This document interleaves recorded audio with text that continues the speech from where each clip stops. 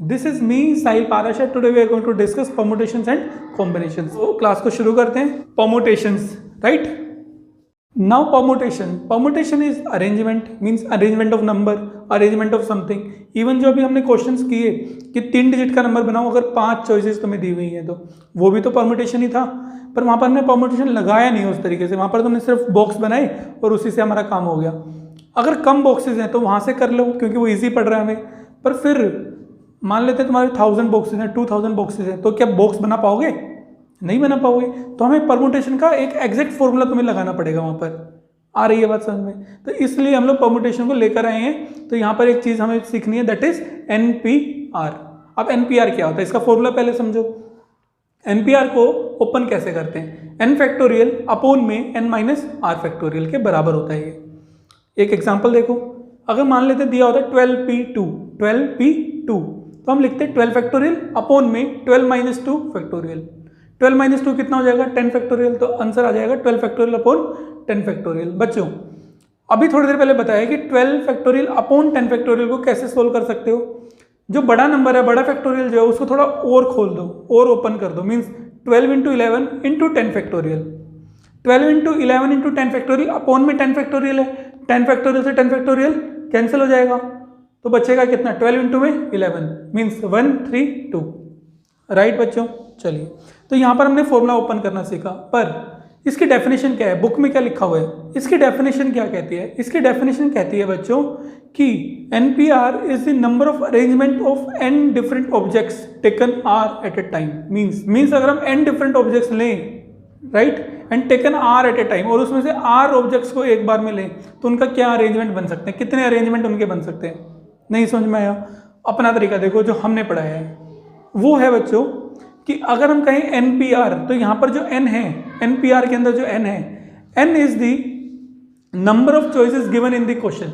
n is the number of choices given in the question, ठीक है। n is the number of choices given. What is r?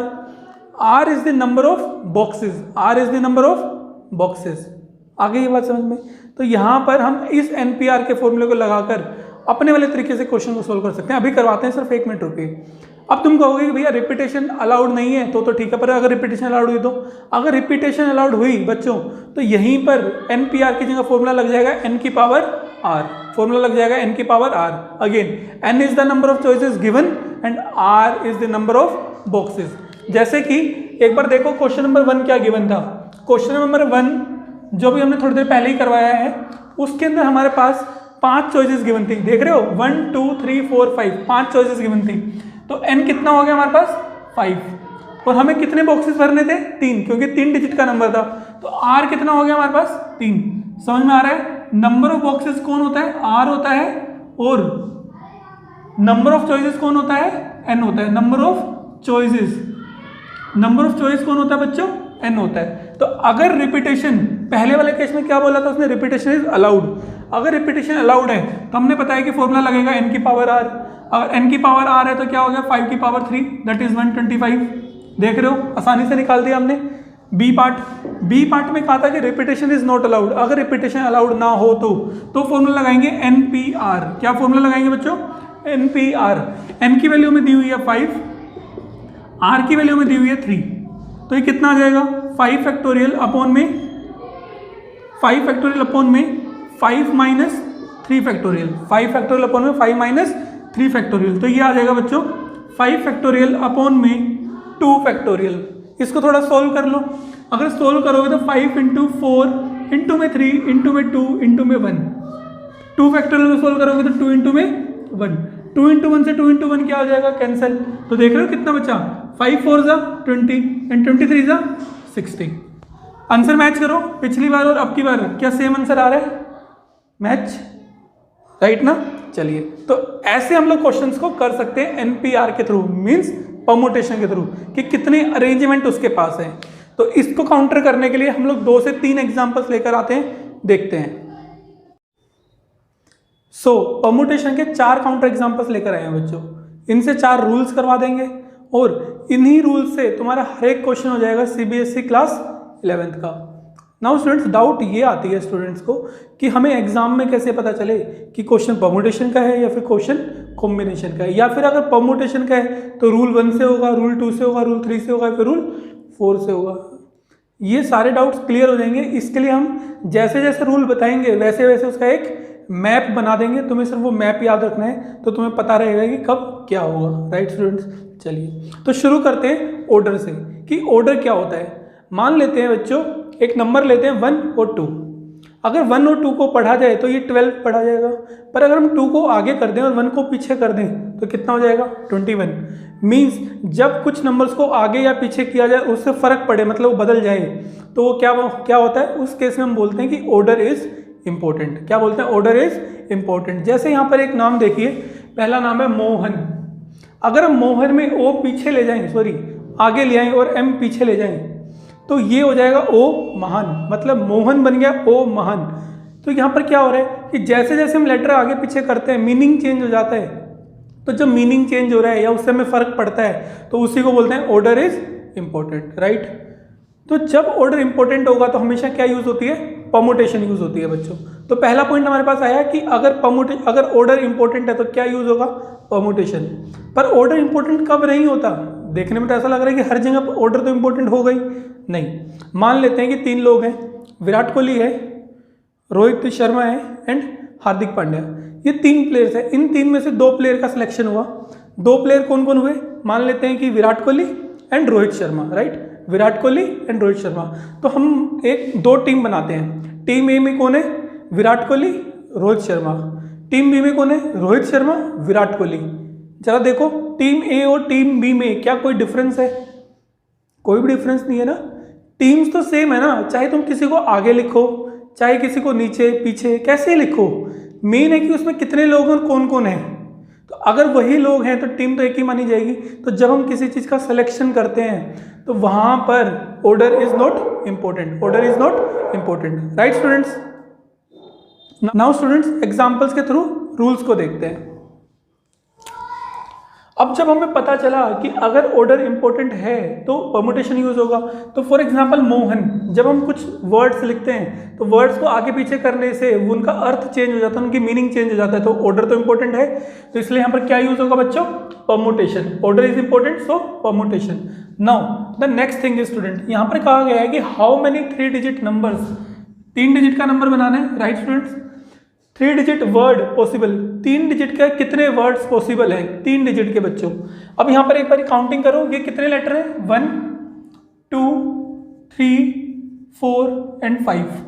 Mohan के अंदर 5 letters है, मतलब हमारे पास कितने चॉइस है, 5 चॉइस है। तो यहां पर हम बच्चों लिखेंगे कि n हमारे पास 5 है। n का मतलब क्या होता है, चॉइस। राइट बच्चों, एंड 3 डिजिट मतलब 3 बॉक्स बनेंगे, अभी थोड़ी देर पहले ही पढ़ के आ रहे हैं, जिसको कि क्या बोलते हैं, आर। कितने बॉक्स बन रहे हैं यहाँ पर, 3। या फिर अगर एनसीईआरटी से कर रहे हो तो टेकन एट ए टाइम, एक टाइम पर कितने लोगों को ले रहा है, 3 लोगों को ले रहा है, मतलब 3 डिजिट का नंबर बना रहा है। आगे बढ़ेंगे। रूल नंबर 1 कहता है कि अगर सभी जो चॉइसेस हैं वो डिफरेंट है, सभी चॉइस क्या है, डिफरेंट है। जो एन दिया हुआ है हमें, एन जो दिया हुआ है, जो 5 चॉइसेस दिए हुए, क्या सभी डिफरेंट है, देखो जरा, MOHAN, क्या कोई भी वर्ड दोबारा से रिपीट कर रहा है, क्या M आ रहा है दोबारा, क्या O दोबारा आ रहा है, कोई भी लेटर दोबारा आ रहा है, नहीं आ रहा। इट मीन्स कि सभी जो लेटर्स जो हमें दिए हुए हैं वो सब क्या है, डिफरेंट है। राइट स्टूडेंट्स, तो अगर डिफरेंट हो और डिफरेंट अगर मिल जाए तो क्या देखो, तो देखो बच्चों रिपीटेशन इज नॉट अलाउड या फिर रिपीटेशन इज अलाउड। तो हमें यहाँ पर क्या दिया हुआ बच्चों, रिपीटेशन इज नॉट अलाउड। तो यहाँ पर हमारे पास जो मैप बनेगा वो क्या बनेगा, डिफरेंट है और रिपीटेशन अलाउड नहीं है। तो ऐसे केसेस में जो फॉर्मूला होता है बच्चों क्या होता है, NPR। फॉर्मूला क्या होता है बच्चों, NPR। और NPR से आंसर हमारे पास क्या आ जाएगा, 5P3, 5P3। ये बात आई होप कि समझ में आ गई होगी। तो रूल 1 हमें मिल गया जिसमें कि फॉर्मूला होता है NPR। NPR वाला भी हमने थोड़ी देर पहले कर भी लिया था, बस अभी मैप के अंदर भी बताया कि कहां पर आएगा। क्वेश्चन नंबर 2 पर आते हैं बच्चों। अगर मोहन ही क्वेश्चन है, पर अभी पूछा क्या जा रहा है, how many 5 digit words are possible, मतलब कि अब की बार डिजिट्स जो है 5 हैं और पिछली बार कितनी थी, 3 मीन्स n तो मोहन है, मोहन में कितनी चॉइसेस हैं? 5 चॉइस हैं और r हमारे पास कितना है बच्चों? 5 मीन्स अगर हमारे पास जो चॉइस हैं और जो बॉक्स हैं, बॉक्स का मतलब हम कितने नंबर्स को अरेंज कर रहे हैं एक बार में, 5 नंबर्स को अरेंज कर रहे हैं, यहाँ पर 5 डिजिट का नंबर है। अगर वो दोनों इक्वल होते हैं, रूल क्या बना बच्चों? अगर लोग डिफरेंट हैं, क्या बताया? अगर डिफरेंट हैं और repetition is not allowed, repetition allowed भी नहीं है, फिर r जो है वो किसके बराबर है बच्चों? n के बराबर है। r किसके बराबर है? n के बराबर है। तो अगर ये 3 कंडीशन फॉलो हों तो उस केस में जो आंसर होता है वो क्या हो जाता है बच्चों?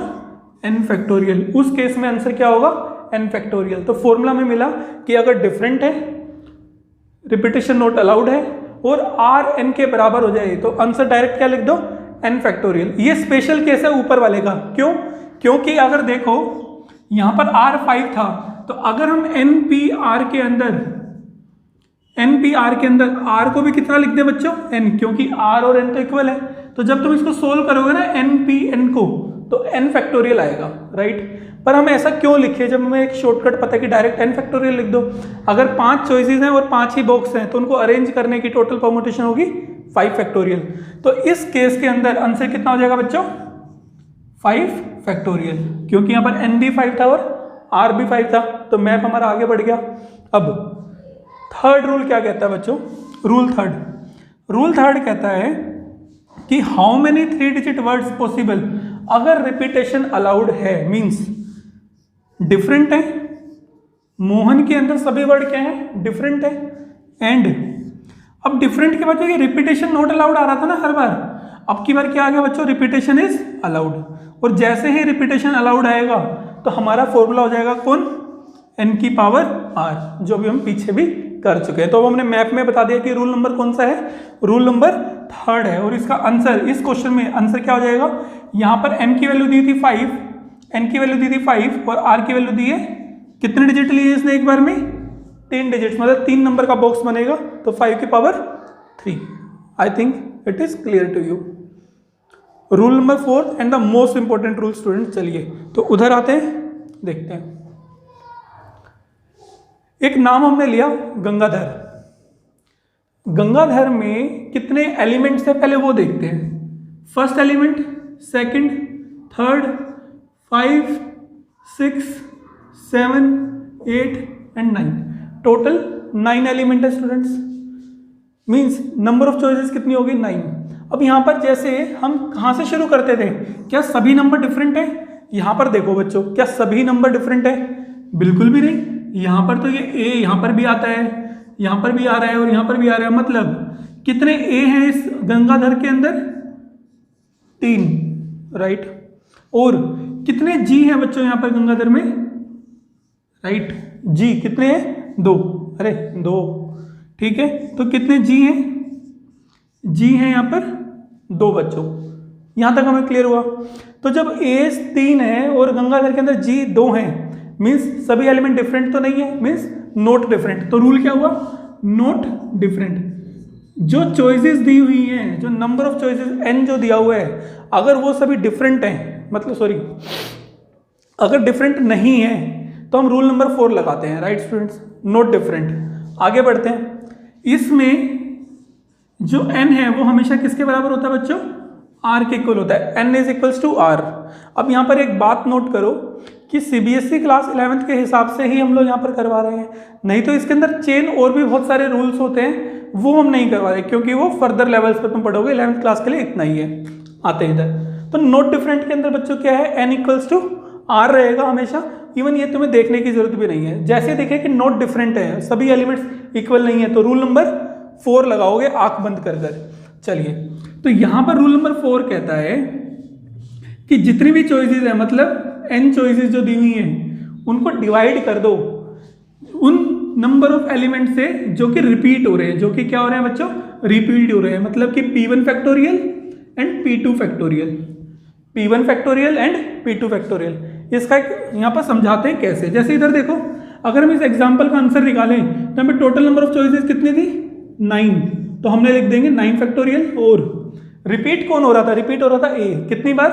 3 बार, तो हमने यहाँ पर लिख दिया 3 फैक्टोरियल। और कोई रिपीट हो रहा था जी 2 बार, तो लिख दिया 2 फैक्टोरियल, डिवाइड कर दिया। अगर कोई और रिपीट हो रहा था, फॉर एग्जाम्पल n भी रिपीट हो रहा होता, n 4 बार रिपीट होता, तो हम नीचे लिख देते 4 फैक्टोरियल।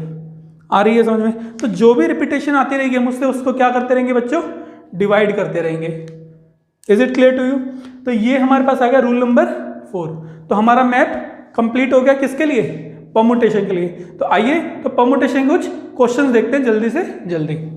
नाउ स्टूडेंट्स, अब यहाँ से मेन चैप्टर शुरू होता है। अभी तक हम सिर्फ क्या कर रहे थे कि धनुष को चलाना सीख रहे थे, अब हम धनुष को सच में चलाएंगे, राइट? मजा आने वाला है, देखते हैं।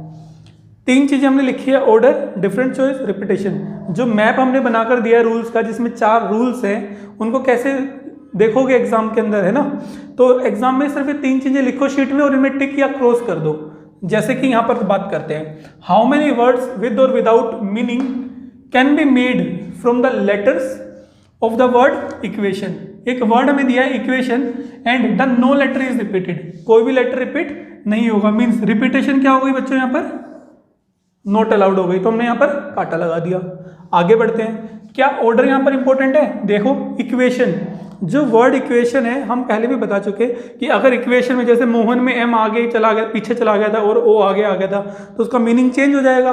तो ऐसे ही इक्वेशन में भी अगर वर्ड्स को आगे पीछे किया जाए तो मीनिंग तो चेंज होगा ही ना। तो उस केस में ऑर्डर क्या होगा बच्चों, इंपॉर्टेंट होगा। और ये अरेंजमेंट का क्वेश्चन है, तो यहाँ पर ऑर्डर इज इंपॉर्टेंट, राइट? अगर क्वेश्चन में कहीं पे अरेंजमेंट भी यूज किया जाए तो परम्यूटेशन यूज होगा ऑलवेज। यहाँ तक आ गए। अब बच्चों देखना है कि क्या चॉइसेस डिफरेंट है या सेम है। यहाँ पर E1 Q2, ये देखो कि क्या E दोबारा आ रहा है कहीं पर भी, कहीं नहीं आ रहा। क्या Q आ रहा है दोबारा, नहीं आ रहा। U आ रहा है दोबारा, नहीं। T I O N, कोई भी वर्ड दोबारा से रिपीट नहीं हो रहा। और साथ में हमने ये भी गिन लिया कि कितनी चॉइसेस है, टोटल 8 चॉइसेस हैं, 8। मीन्स यहाँ पर डिफरेंट चॉइसेस दी हुई हमें। कैसी चॉइसेस दी हैं बच्चों, डिफरेंट। ऑर्डर भी इंपॉर्टेंट है, चॉइसेस भी डिफरेंट है। तो ऑर्डर इंपॉर्टेंट हुआ तो क्वेश्चन किसका बन गया, ये परम्यूटेशन का। तो इसका मतलब हम परम्यूटेशन में देखेंगे कौन कौन से फॉर्मूले हैं। यहाँ तक आ गया। अब हमने एग्जाम में देखा कि डिफरेंट चॉइसेस हैं। डिफरेंट चॉइसेस के केस में हमारे पास 2 या 3 रूल हमारे पास है, और उसमें भी क्या बोल रहे हैं, रिपीटेशन इज नॉट अलाउड बच्चों। जब रिपीटेशन अलाउड नहीं है 2 ही रूल बच गए, या तो वो NPR वाला रूल नंबर 1 या फिर rule number 2 that is n factorial. यहाँ पर आते हैं कौन सा रूल लगाएंगे, देखते हैं। यहाँ पर इसने बोला कि इक्वेशन को ही क्या करना है, मैनेज करना है। मतलब कि इसके सभी वर्ड्स को क्या कर देना है, उसके अरेंजमेंट ढूंढनी है। मीन्स अगर n नंबर ऑफ चॉइसेस हैं तो अरेंज भी कितने नंबर ऑफ चॉइस किसको करना है, उन्हीं को ही करना है, राइट स्टूडेंट? अगर हमें n नंबर ऑफ चॉइसेस दी हैं और उतनों को ही क्या करना है, हमें उनका ही अरेंजमेंट निकालना है। इसने अलग से नहीं बोला हमें कि 3 डिजिट का लेटर बनाओ या 5 डिजिट का लेटर बनाओ, कोई चीज़ नहीं बोली। इसका मतलब जितनी नंबर ऑफ चॉइसेस दी हैं उतनी ही नंबर ऑफ बॉक्सेस बनेंगे। तो n भी बराबर है, चॉइसेस भी बराबर हैं और बॉक्सेस भी बराबर है बच्चों। बॉक्सेस भी क्या है यहाँ पर, बराबर है। तो ये कौन सा केस बन गया बताओ, ऑर्डर भी सही है, डिफरेंट चॉइसेस भी सही है, और n किसके इक्वल है, r के इक्वल। मतलब rule number 2, rule number 2, right? तो रूल नंबर 2 में आंसर होता था बच्चों हमारा total number of ways is n factorial. n factorial, यहाँ पर कितने नंबर है, ये n कितना है बच्चों, 8। तो आंसर आ जाएगा 8 फैक्टोरियल। 8 फैक्टोरियल की वैल्यू होती है 40320।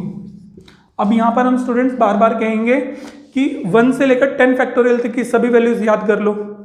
एक बार हम बता भी देते हैं। 0 फैक्टोरियल 1 होता है बच्चों, 1 फैक्टोरियल 1 होता है, 2 फैक्टोरियल 2 होता है, 3 फैक्टोरियल 6 होता है, 4 फैक्टोरियल 24 होगा, 5 फैक्टोरियल 120 होगा, 6 फैक्टोरियल 720 होगा, 7 factorial 5040, 8 factorial 40320, 9 factorial 326880, right? And 10 factorial में एक और 0 लग जाएगी।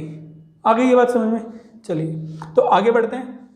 नेक्स्ट एग्जाम्पल है students, how many words with और without meaning can be made from the letter of the word Monday.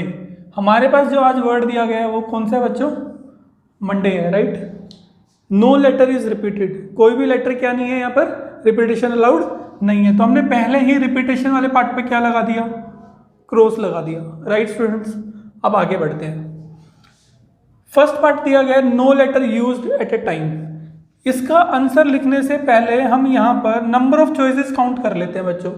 MON कितने नंबर हो गए? 1 2 3, नाउ 4 5 6, टोटल 6 चॉइसेस हैं। चॉइस को हम किससे रिप्रेजेंट करते हैं? N से। ये बात याद कर लो कि जो चॉइस होती है उसको हम किससे डिनोट करते हैं? N से। तो हमारे पास 6 चॉइस है बच्चों। MONDAY, क्या कोई भी नंबर अपने आप में दोबारा आ रहा है? क्या सभी नंबर डिफरेंट है या सेम है?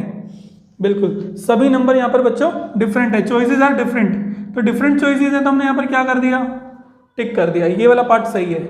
ऑर्डर देखो, ऑर्डर में जब भी कोई वर्ड दिया जाए, मंडे, इक्वेशन, मिसिसिपी, जैसे भी अगला एक एग्जांपल हम करेंगे, तो ऐसे क्वेश्चन में हमेशा ऑर्डर क्या होता है? इंपॉर्टेंट होता है, क्योंकि अगर वर्ड को आगे पीछे करोगे तो उसका मीनिंग बदल जाएगा।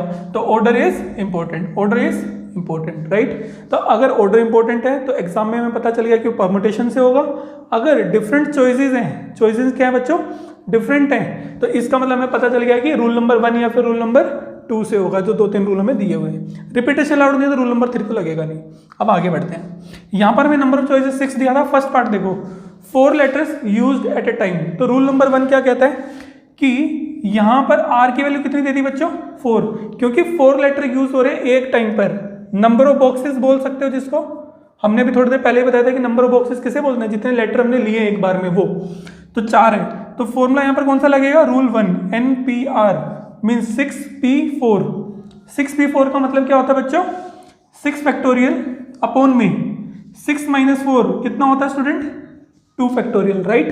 अभी तो मैं याद करवाया 6 फैक्टोरियल की वैल्यू होती है 720। 720 को 2 से डिवाइड कर दो तो बच्चों कितना आ जाएगा आंसर? 360, राइट। कितना आसान है। पार्ट नंबर 1 हमने किया, पार्ट नंबर 2 पर आओ। पार्ट नंबर 2 में क्या करा है बच्चों? ऑल लेटर्स यूज्ड, यहां पर सर्कल कर लो। ऑल लेटर्स, ऑल लेटर का मतलब है कि अगर N 6 है तो बॉक्सेस भी कितने ले लो? 6 ले लो। याद आ गया होगा। N अगर 6 है तो R भी कितना लो बच्चों? 6। N और R क्या हो गया? इक्वल हो गया। मतलब रूल नंबर 2, रूल नंबर 2 कहता है कि answer is N factorial. N factorial का मतलब 6 फैक्टोरियल, और 6 फैक्टोरियल का आंसर है बच्चों यहाँ पर 720।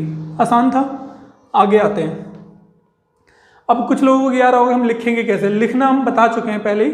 एक एक बात लिख दो कि इतने इस रूल से होगा, ये डेफिनेशंस हैं, सब कुछ लिख दो। आंसर इतना ही आएगा एक ही लाइन का, पर तुम इंग्लिश में जो मन के अंदर सोच रहे हो वो किताब में उतार दो, राइट। आगे बढ़ते हैं। All letters used but first letter is a vowel. सभी लेटर्स यूज होंगे, सभी लेटर्स यूज होंगे। तो यहां पर हमने लिखा थर्ड पार्ट में कि N 6 है और R भी 6 है, क्योंकि वो कह रहा है कि सभी लेटर्स यूज होंगे as part number 2 used but first letter is vowel. अब इसको जरा करके दिखाते हैं। जब भी तुम्हारे पास कोई बाउंडेशन लगा दी जाए, किसी एक पर्टिकुलर डब्बे के ऊपर कोई बाउंडेशन लगा दे, कैसे? जैसे इधर देखते हैं, ये कह रहा है कि एक डब्बा है और पीछे और भी डब्बे हैं। टोटल कितने हैं? 6 लेटर्स हैं। मान लो कि यहाँ पर 5 लेटर यहाँ पर आ जाएंगे, 5 लेटर कहाँ जाएंगे बच्चों? इस वाले बॉक्स में आ जाएंगे, और एक जो वोवल इसने बोला वो पहले लेटर में आएगा। ये कह रहा है ना कि जो पहला लेटर है वो क्या होना चाहिए स्टूडेंट्स? वोवल्स होना चाहिए। जरा देखते हैं मंडे के अंदर वोवल्स कौन कौन है। मंडे के अंदर वोवल ओ है। मंडे के अंदर वोवल कौन है बच्चों? ए है। कितने वोवल्स हैं? 2।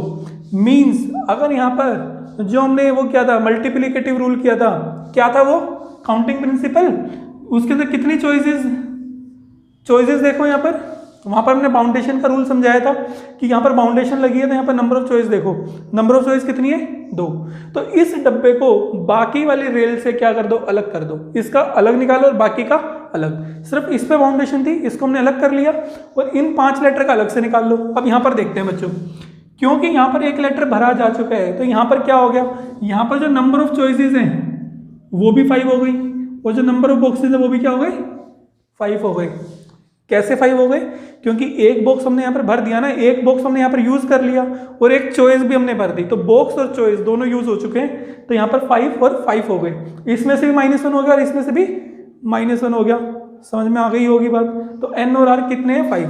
तो अब यहाँ पर हम बच्चों लिख देंगे 2 इंटू में यहाँ पर इस वाले बॉक्स पर कौन सा रूल लग जाएगा, बिल्कुल सही है, रूल नंबर 2 जो अभी हमने ऊपर लगाया, that is 5 factorial, that is 5 factorial. तो 5 फैक्टोरियल कितना होता है बताओ, 120। तो आंसर आ जाएगा बच्चों 240। नेक्स्ट एग्जाम्पल पर आते हैं। Now the next example is students, how many words with और without meaning can be made from the letters of the word. सबसे पहली बात तो ये समझो कि ये ना एक ऐसी ही लैंग्वेज रहेगी हर क्वेश्चन की, राइट। तो देखते हैं, वर्ड हमें दिया है मिसिसिपी, हम आगे पढ़ते and no letter is repeated. एक बात तो ये भी है, ये तो तुम समझ ही गए होगे कि मोस्टली क्वेश्चंस में रिपीटेशन अलाउड नहीं है, क्योंकि अगर रिपीटेशन अलाउड कर दी तो उसके लिए तो एक ही फॉर्मूला है, रूल नंबर 3 वाला, सॉरी रूल नंबर 3 वाला, दैट इज n की पावर r, है ना, वही है। पर अगर अब यहाँ पर हम देखते हैं बच्चों कि इसको किस तरीके से करेंगे, ऑर्डर इंपॉर्टेंट है कि नहीं है वो देखेंगे, या फिर डिफरेंट चॉइसेस हैं कि नहीं है वो देखेंगे। मिसिसिपी, ये तो क्लियर सी बात है, हम बता चुके हैं, अगर कोई वर्ड वगैरह दिया हुआ तो उसमें ऑर्डर इंपॉर्टेंट होता है, तो यहाँ पर ऑर्डर इंपॉर्टेंट होगा। अब ये भी यहाँ पर हमें क्लियर दिख रहा है कि जो यहाँ पर आईज हैं वो बहुत बार आ रहे हैं, एस भी बहुत बार आ रहे हैं, मीन्स डिफरेंट चॉइसेस तो बिल्कुल भी नहीं है, डिफरेंट चॉइसेस बिल्कुल भी नहीं है। तो ये कौन से वाले उसमें चला गया बच्चों, ऑर्डर इंपॉर्टेंट है मतलब परमुटेशन, एंड डिफरेंट चॉइसेस नहीं है, नॉट डिफरेंट चॉइसेस, तो एक ही रूल बचता है, रूल नंबर 4, बिल्कुल सही। तो अब आते हैं इसको रूल नंबर 4 से करते हैं, और कैसे करेंगे देखते हैं। टोटल अरेंजमेंट्स, पहले हमें बताना है कि टोटल अरेंजमेंट कितनी होंगी, तो आंसर देखते हैं स्टूडेंट। टोटल अरेंजमेंट्स में हमें ये चाहिए कि कितनी नंबर ऑफ चॉइसेस हैं। अब यहाँ पर क्योंकि इसने हमें अलग से कुछ भी नहीं बोला कि इतने नंबर्स को लेना है, इतने डिजिट का नंबर बनाना है, इसका मतलब क्या हुआ कि n जो है वो r के क्या है बच्चों, इक्वल है। और हमने बताया भी था कि रूल 4 में हमेशा n किसके इक्वल होगा, r के, तुम्हें देखने की जरूरत नहीं पड़ेगी। चलिए गिन लेते हैं कितने ये लोग, 1 2 3 4 5 6 7 8 9 10 11, टोटल 11 चॉइसेस हैं हमारे पास। तो n हमारे पास बच्चों आ गया 11, राइट। अब 11 लोगों को हमें अरेंज करना है, मतलब r भी हमारे पास 11 है, हालांकि यहाँ पर r की कोई जरूरत नहीं है, इस फॉर्मूले में कोई भी जरूरत नहीं है r की, राइट, वो तो हमने ऐसे ही समझाने के लिए लिख दिया।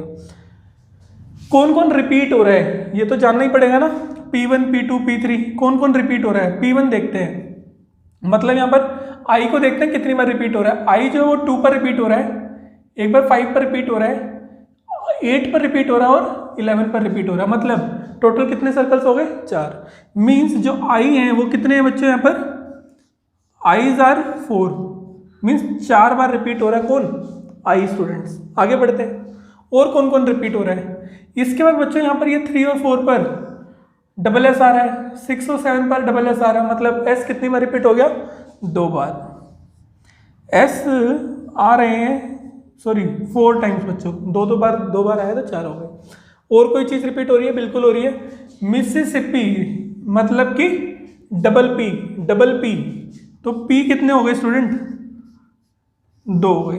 और कोई एम रिपीट नहीं हो रहा कहीं पर भी, और कोई रिपीट नहीं हो रहा बच्चों, जितने भी रिपीटेशन थे हमने ले ली, है ना, बिल्कुल सही है, हमने सारी रिपीटेशंस ले ली हैं। अब आगे बढ़ते हैं। फॉर्मूला हमारा कहता था कि फॉर्मूला कहता है बच्चों n फैक्टोरियल अपॉन में p1 फैक्टोरियल p2 फैक्टोरियल, या और भी जितनी भी चीज़ें रिपीट कर रही है उन सबको क्या कर दो, डिवाइड कर दो। तो यहाँ पर 3 चीज़ें हैं जो डिवाइड करने के लिए हमने यहाँ पे लिख लिया p3 फैक्टोरियल। तो अकॉर्डिंग टू फॉर्मूला हमारा आंसर आएगा 11 फैक्टोरियल अपॉन में कौन कौन रिपीट कर रहा है, 4 फैक्टोरियल एंड 2 फैक्टोरियल। तो देख रहे हो हमने कितनी आसानी से ये जान लिया कि परम्यूटेशन का क्वेश्चन है, रूल नंबर 4 से सोल्व होगा, और सोल्व भी कर दिया अगर तरीके से सोल्व किया जाए तो। अब 11 को थोड़ा ओपन करते हैं, कैसे, ये हम पीछे स्टार्टिंग वाले उसमें बता चुके हैं कि कैसे ओपन करना है। 11 इंटू 10 इंटू में 9 इंटू में 8 7 6 5 और लास्ट में बच्चों हमारे पास आ जाएगा यहाँ पर 4 फैक्टोरियल, राइट, 4 फैक्टोरियल। नीचे हमारे पास है 4 फैक्टोरियल और 2 फैक्टोरियल। हम 4 फैक्टोरियल से 4 फैक्टोरियल को क्या कर देंगे बच्चों, कैंसिल कर देंगे, राइट। हमें ओपन करना आता है। 4 फैक्टोरियल कैंसिल करने के बाद नीचे 4 फैक्टोरियल और बच जाएगा। कितना बच जाएगा? 4 फैक्टोरियल। अभी हम थोड़ी देर पहले बता रहे थे कि 4 फैक्टोरियल की वैल्यू होती है टोटल कितनी बच्चों? 24। 4 फैक्टोरियल की वैल्यू होती है 24। तो यहाँ से 24 हटा दो। 24 का मतलब कितना होता है? 8 3 जा 24। तो 8 को यहाँ से काट दो और 9 को 3 पर काट दो, तो टोटल 24 पूरा का पूरा कैंसिल हो जाएगा। ये बात समझ में आ गई? और क्या कट कर सकते हैं? यहाँ पर 2 है, 2 फैक्टोरियल की वैल्यू कितनी होती है? 2 ही होती है बच्चों। तो 2 के लिए हम यहाँ पर किसको कैंसिल कर सकते हैं? बिल्कुल कर सकते हैं, 6 को कैंसिल कर सकते हैं। 6 की जगह पर आ जाएगा बच्चों कितना? 3। आगे बढ़ते हैं, इसकी कैलकुलेशन एक बार कर लेते हैं। यहाँ पर 11 हमारे पास रिमाइंडर बच गया, मतलब रिमेनिंग बच गया। 10 यहाँ पर हमारे पास बच गया, और कौन कौन बचा है बच्चों? 3। ये 8 भी कैंसिल हो चुका है। 7 3 एंड 5, ये सारे नंबर्स हमारे पास रिमाइंडर हैं। यहाँ पर 7 है हमारे पास। 7 को अगर हम बच्चों करें 7 को 3 से, तो कितना आ जाएगा? 21। और 21 को दोबारा 3 से किया जाए तो कितना आ जाएगा? 63। राइट, इसको लिख लेते हैं एक बारी। 11 10 63 इंटू में 5। 63 को 5 से मल्टीप्लाई करो। 5 3 जा 15, 5 6 जा 30, और 1 कैरी था तो 315। इसको अच्छा 10 से भी मल्टीप्लाई कर दो तो 0 आ जाएगी, और अब मल्टीप्लाई करना है 11 से। 11 की एक ट्रिक होती है जिसमें हम लोग उसको मल्टीप्लाई कर सकते हैं बट इजीली, वो हम यहाँ पर बता भी रहे हैं, एक बार देखते हैं। 11 में क्या करो बच्चों, जो भी लास्ट नंबर और जो फर्स्ट नंबर है उसको डिट्टो लिख दो। डिट्टो मतलब जैसा है वैसा लिख दो, और पीछे से ऐड करना शुरू करो। 0 + 5 कितना होता है? 5। 5 + 1 6, 1 + 3 4। तो आंसर हमारे पास यहाँ पर आ जाएगा बच्चों 4345650। राइट, चलिए तो इसका सेकंड पार्ट करते हैं। इसको नोट कर लिया हमने 34650। इसके सेकंड पार्ट पर आते हैं, इसको रब करते हैं यहाँ से। इसका सेकंड पार्ट क्या कहेगा बच्चों, देखते हैं। सेकंड पार्ट में स्टूडेंट्स यहां पर कहता है इफ आईज आर टुगेदर। यहां पर कहता है कि अगर सभी आई जो हैं वो टुगेदर हैं। अब इसका मतलब क्या है? इसका मतलब है कि ये क्या कर रहा है, 4 आई लेता है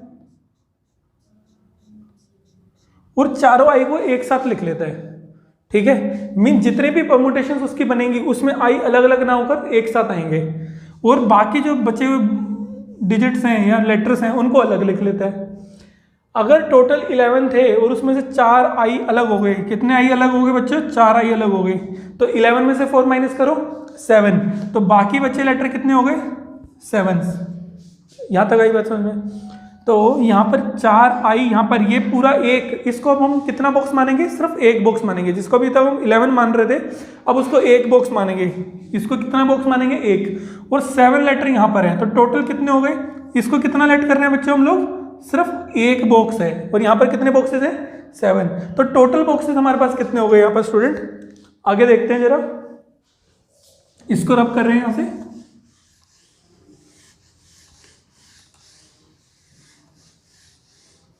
ये आंसर को छोड़ना है, ठीक है? आंसर हमें चाहिए आगे। देखते हैं स्टूडेंट्स, अगर हमारे पास यहां पर इसको हम अगर 1 लेट करें और इसको 7 है, तो टोटल बॉक्सेस कितने हो गए? 8। तो हमने फॉर्मूला लगाया 8 फैक्टोरियल अपॉन में। अब रिपीटेशन किसकी है? यहां पर अभी थोड़ी देर पहले हम बात कर रहे थे कि 4 आईज हैं, राइट, 4 एस हैं और 2 पी हैं। पर अब की बार तो जो आई है वो अकेला एक बॉक्स हो गया ना, मतलब रिपीटेशन कर तो रहा था पर वो अब अलग अलग तो हो ही नहीं सकता, वो तो इकट्ठा आएगा, तो वो एक हो गया। क्या हो गया बच्चा? वो एक यूनिट बन चुकी है। तो अगर वो एक यूनिट बन गई तो अब हम उसके रिपीटेशन को क्या नहीं करेंगे, नीचे हटाएंगे नहीं, क्योंकि एक पूरा बॉक्स बन गया। तो इस बॉक्स में जो रिपीट कर रहे हैं वो कौन कौन है? 4 एस और 2 पी, राइट। तो सिर्फ इनको लेंगे, और अगर इनको लेंगे तो हम किससे डिवाइड कर देंगे? 4 फैक्टोरियल और 2 फैक्टोरियल से। ये बिल्कुल क्लियर हो गया होगा। आगे बढ़ते हैं। अब बच्चों यहाँ पर एक बात नोट करो, अगर यहाँ पर ये आई की जगह पर कुछ और होता, जैसे कि ABCD होता, तो हमें इसकी परमुटेशन भी लेनी पड़ती। मीन्स हमें ये लेना पड़ता कि अगर हमारे पास 4 बॉक्सेस हैं, तो 4 बॉक्सेस की कितनी अरेंजमेंट हो सकती है, मतलब 4 फैक्टोरियल लेना पड़ता, और 4 फैक्टोरियल से उस आंसर को क्या करना पड़ता, मल्टीप्लाई करना पड़ता। पर यहाँ पर हम क्यों नहीं ले रहे, यहाँ पर इसलिए नहीं ले रहे, चलो मान लो हम यहाँ पर 4 फैक्टोरियल से मल्टीप्लाई कर भी दें, कितने से मल्टीप्लाई कर दें बच्चों, 4 फैक्टोरियल से मल्टीप्लाई कर दें। पर जब हम 4 फैक्टोरियल से मल्टीप्लाई करते हैं तो यहाँ पर आई कितने हैं, 4, तो क्योंकि 4 आई रिपीट हो रहे हैं तो 4 से डिवाइड भी तो करना पड़ेगा, तो वो तो 1 ही हो जाएगा ना। इसलिए चाहो तो उसको लिख सकते हो उस वाले पार्ट को, नहीं भी चाहोगे तो कोई दिक्कत वाली बात नहीं है, क्योंकि यहाँ पर आई ही सेम आईज है, इसलिए उसकी जो परमुटेशन बनेगी वो कितनी बन रही है, 1, इसलिए हम लोग यहाँ पर पता नहीं चल रहा। एक और क्वेश्चन करेंगे उसमें पता चलेगा। तो फिलहाल हम इसको सोल्व करते हैं। 8 फैक्टोरियल, 8 को लिखेंगे बच्चों 8 × 7 इंटू में 6 इंटू 5 इंटू 4 फैक्टोरियल, ये दोनों तो कैंसिल हो गए, ठीक है ना, ये 1 हो गया पूरा। नीचे यहाँ पर 4 फैक्टोरियल इंटू में 2 फैक्टोरियल, तो 4 फैक्टोरियल से बच्चों 4 फैक्टोरियल कट जाएगा, कैंसिल आउट हो जाएगा, और 2 फैक्टोरियल से कैंसिल आउट हो जाएगा हमारे पास 6 हो जाएगा 3। तो कितना आंसर बचा, 8 इंटू में 7 इंटू 3 इंटू 5, राइट स्टूडेंट्स। चलिए अब यहाँ पर देखते हैं, 7 3 ज़ा 21 एंड 8 5 ज़ा 40। अगर इसको मल्टीप्लाई करें तो 4 1 ज़ा 4, 4 2 ज़ा 8, 840 कैलकुलेशन तुम कर लोगे। तो हमारे पास एक बार आंसर हम लिख लेते हैं। फर्स्ट पार्ट का आंसर आया था बच्चों 3 4 6 5 0। सेकेंड पार्ट का आंसर हमारे पास आया 840। इसको भी रब कर देते हैं और नेक्स्ट पार्ट पर आते हैं, इसके पार्ट नंबर 3 पर।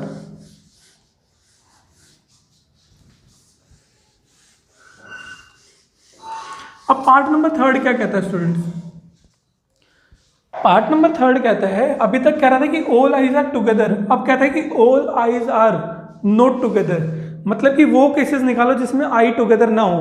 तो अब तुम खुद ही बताओ कि अगर हम सारे केसेस निकाल ले, कौन से केसेस, ये 3 4 6 5 0 टोटल केसेस है हमारे पास, और उसमें से जिसमें आई इकट्ठा था वो माइनस कर दें, तो वो केसेस बचेंगे ना जिसमें आई इकट्ठा नहीं है। दोबारा बताएं, देखो कुछ ऐसे, टोटल अरेंजमेंट में से माइनस कर दिया आई टुगेदर वाले, जिसमें आई क्या था, एक साथ था, तो क्या मिलेगा हमें, आई नॉट टुगेदर, राइट ना, जिसमें आई इकट्ठा नहीं है वो आंसर मिल जाएगा। तो आंसर क्या होगा बच्चों, देखते हैं। आंसर हो जाएगा 3 4 6 5 0 माइनस 8 4 0, राइट।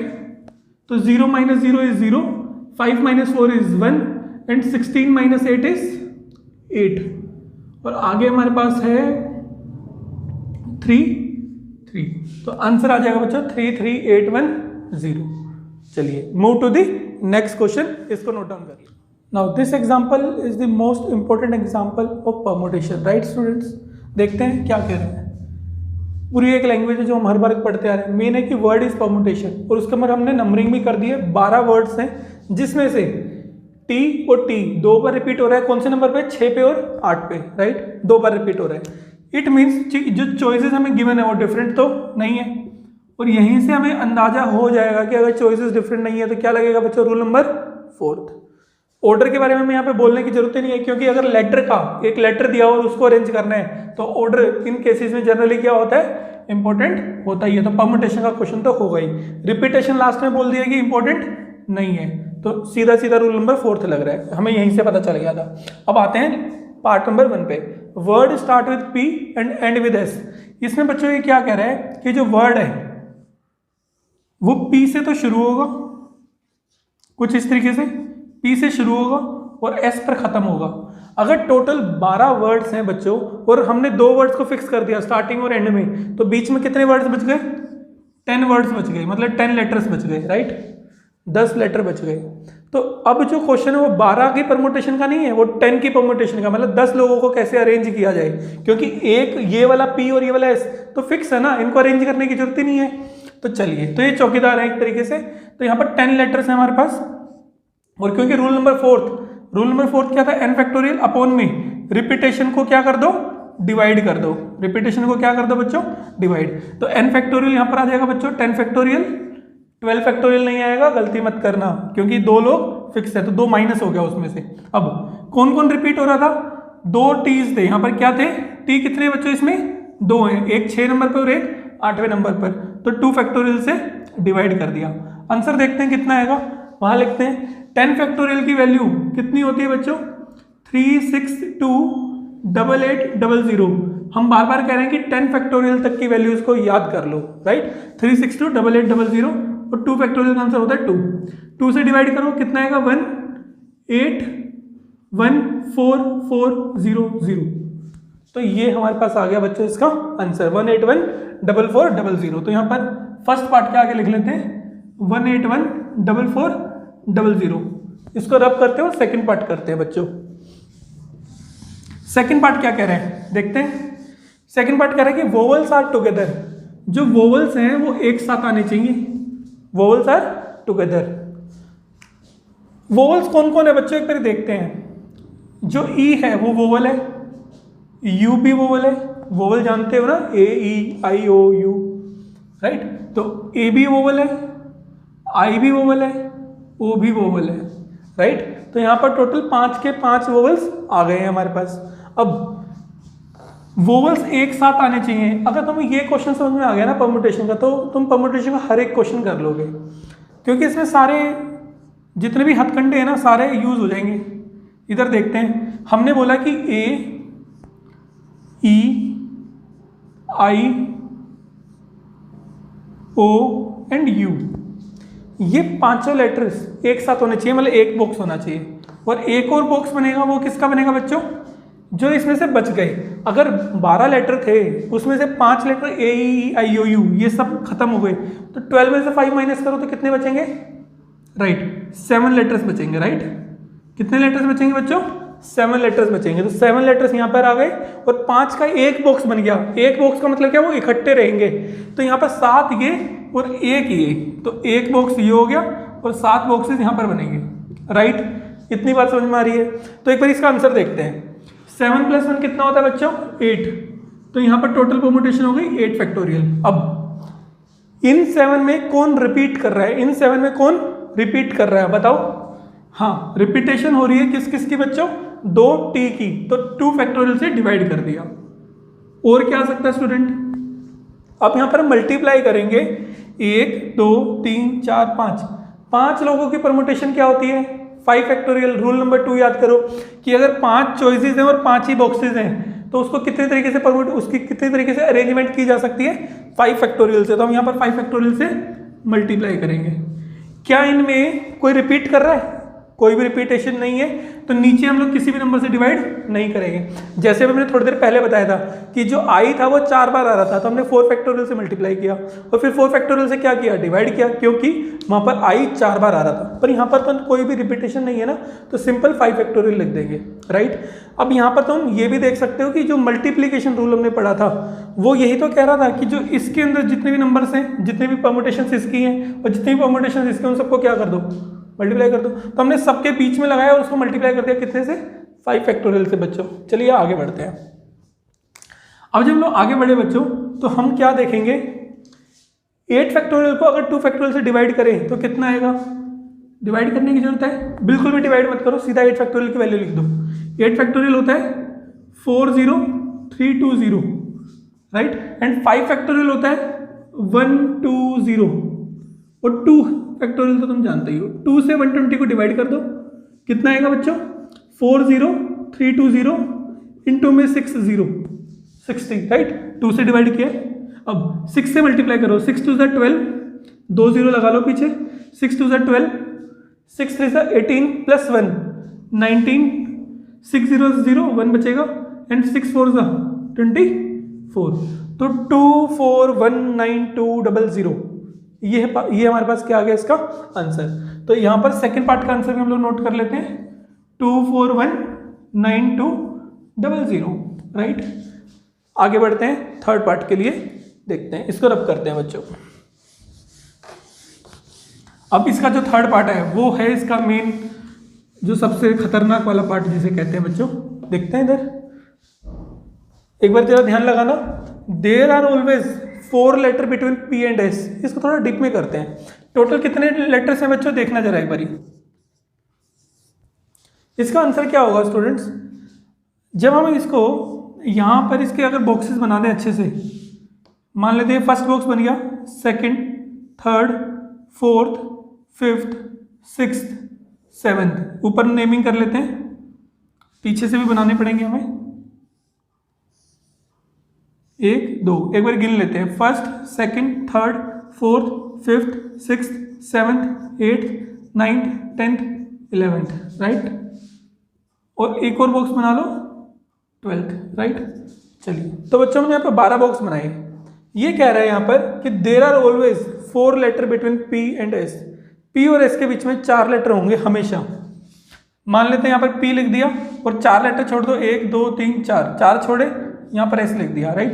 4 लेटर्स हैं, पर क्या यही केस बनेगा? अगर मान लेते हैं हम P को एक आगे बढ़ा दें, P को यहाँ लिख दें और S को भी एक आगे बढ़ा दें, तो 1 2 3 4, अब भी तो इसके बीच में 4 बॉक्सेस हैं, मतलब हमें टोटल केसेस गिनने पड़ेंगे कि ऐसे कितने केसेस बन सकते हैं, फिर क्वेश्चन को करना शुरू करेंगे। ये जो P है वो यहाँ पर आ सकता है, फिर अगले बॉक्स में भी आ सकता है और अगले बॉक्स में आ सकता है, पर कहाँ तक आ सकता है? मान लेते हैं कि जो AS है वो लास्ट बॉक्स में आए, तो पीछे से गिनना जरा, first box, second box, third box और फोर्थ बॉक्स, ये वाला बंदा, तो मीन्स P मैक्सिमम यहाँ पर आ सकता है बच्चों। P कहाँ पर आ सकता है मैक्सिमम? इस वाले में, क्योंकि इसके बाद S को आगे जाने की स्पेस है ही नहीं। S यहाँ तक आएगा तो P कहाँ तक आएगा? यहाँ तक, क्योंकि बीच में 4 बॉक्सेस की स्पेस तो छोड़ के रखनी है ना। तो ये P कौन से नंबर पे है? कौन से नंबर पे है? 7th नंबर पे। तो टोटल केसेस कितने हो गए? 7। एक बार P यहाँ पर आएगा, फिर यहाँ पर आएगा, फिर थर्ड पर आएगा, फिर फोर्थ पर आएगा, फिफ्थ पर आएगा, सिक्स पर आएगा और 7th पर आएगा फाइनली। तो 7 केसेस हो गए। पर स्टूडेंट्स P और S के 7 केसेस हैं, पर यहां पर हम S और P भी तो ले सकते हैं, क्योंकि इसने कंफर्म नहीं किया ना कि P पहले आएगा या S बाद में आएगा। कहां पर गया ये रहा, there are always 4 letter between P and S, P और S के बीच में 4 लेटर होंगे। तो फिर इसने ये नहीं कहा कि P पहले आएगा या S पहले आएगा, तो हम दोनों केसेस लेंगे, P और S के 7 केसेस लेंगे, और अगर पहले S आता और बाद में P आता तो उसके भी कितने केसेस बनेंगे? 7। तो टोटल कितने केसेस हो गए बच्चों? ये टोटल केसेस हो गए यहाँ पर 14, राइट। अब आगे आते हैं, क्वेश्चन को देखते हैं। अब क्योंकि अगर हम बच्चों एक केस ले, सिर्फ एक केस को इमेजिन करो, हमने क्या किया, पहले में P को फिक्स कर दिया, पहले में क्या कर दिया बच्चों? P को फिक्स कर दिया और 4 बॉक्सेस छोड़े, और उसके बाद S को फिक्स कर दिया। उसके बाद किसको फिक्स कर दिया? S को। और भी बहुत सारे बॉक्सेस हैं, उन सबको मत देखो अभी, ठीक है, हमें सिर्फ ये लेना देना है। पहले में P है और 4 बॉक्सेस छोड़े और उसके बाद कितना है? S है। तो P और S को अगर फिक्स कर दें तो कितने बॉक्सेस बनेंगे? 10। जो फर्स्ट वाला पार्ट किया था याद करो, फर्स्ट वाले पार्ट में अगर P और S को फिक्स कर दिया जाए तो आंसर आ रहा था 1814400। वही आंसर दोबारा आने वाला है। क्यों? क्योंकि P और S फिक्स है, तो टोटल नंबर कितने बचे? 10। तो 10 फैक्टोरियल, 12 में से 2 गए तो 10 ही तो बचे, 10 फैक्टोरियल अपॉन में क्या आ जाएगा? 2 फैक्टोरियल। क्यों? क्योंकि रूल नंबर 4 कहता है कि जो रिपीटेशन है, किसकी रिपीटेशन है यहाँ पर? T और T कितनी बार आ रहा था बच्चों? 2 बार, तो 2 से डिवाइड कर दिया। आंसर कितना आना है इसका? 1814400। ये हम इसलिए लिख रहे हैं यहाँ पर क्योंकि इसको हम कर चुके हैं पहले ही, राइट। तो ये जो परमुटेशन है वो सिर्फ एक केस की बनेगी, जब हम यहाँ पर P ले और यहाँ पर S ले। पर ऐसे कितने केसेस हैं टोटल? 14। तो 1814400 को कितने से मल्टीप्लाई कर दो? 14 से, क्योंकि ऐसी परमुटेशंस 14 टाइम्स बनेगी, तो 14 से मल्टीप्लाई करते हैं। 14 को अगर बच्चों 0 से मल्टीप्लाई करा 0, 14 को अगेन 0 से किया तो 0, 14 4 जा 56, 5 कैरी, राइट। 14 4 जा 56 प्लस 5 61, तो 1 यहाँ पर आ जाएगा, 6 कैरी, राइट स्टूडेंट्स। 14 1 जा 14, 14 प्लस 6 20, तो 0 यहाँ पर 2 कैरी, राइट। इतना समझ में आ रहा है? चलिए, तो 14 8 जा 112, 112 प्लस 2 114, तो 4 यहाँ पर 11 कैरी। 14 1 जा 14, 14 प्लस 11 25, 14 प्लस 11 इज 25, राइट। तो 25401600, राइट स्टूडेंट्स। तो यहाँ तक हमने कर लिया।